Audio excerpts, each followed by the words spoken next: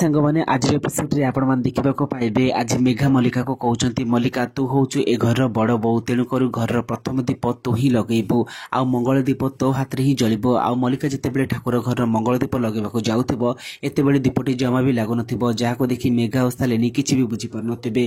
आद्या ठीक समय आसी ठाकुर घर मंगल दीप लगे जहाँ देखला मेघा कहते आद्या तू ए कौन करदेलु अरे मल्लिका दीप लगेवा कथा। आपर आद्या रागिक कहते माँ आपण को कथा देइथिली ना आपण को मध्य कहिथिली अंशुकर स्त्री मो अंशुकर स्त्री हेबा अधिकार रे ए घर ठाकुर दीप केवल मो हाथ रे ही लागिबो ए मल्लिका हाथ रे जमा भी नुह जहाँ को देखी समस्ते आश्चर्य पड़ती।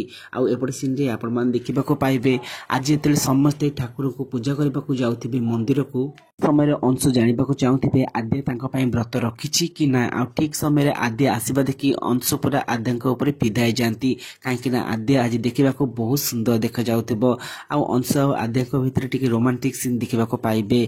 आद्या जमती अंश को चाहिए अंश ठीक सेमती आद्या को चाहिए ठीक समय झिलमिल आसी टिके खासीदेवे आगे जे अरे तमें माने कौन एते जल्दी फसीगल लगुच भाई तुमको देखी फसीगले अपा आपर झिलमिल कहते आद्या अपा तमें भी तो भाई उषा रखीच ना तेणुक तुम्हें आम साथ मंदिर चल आठी भाई हाथ पानी पी तुम्हें व्रत भांग जहाँ कथा शुणी अंश बहुत खुशी आद्या को कहते आद्या तुम्हें मो व्रत रखीच आद्या हाँ कर।